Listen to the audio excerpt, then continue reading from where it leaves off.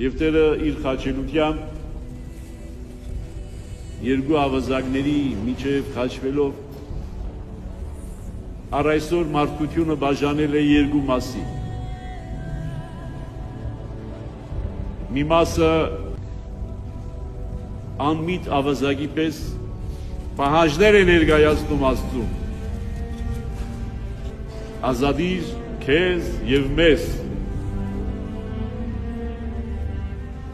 Մեզանից շատերը նույն վիճակում են։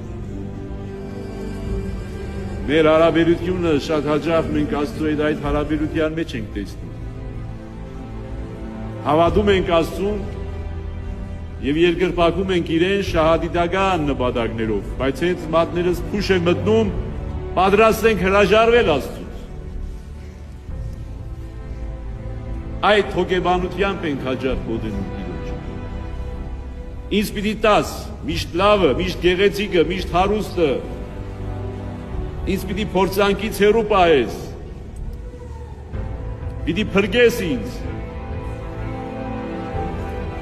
Եթե չփրկեցիր, չեմ հավատա քեզ։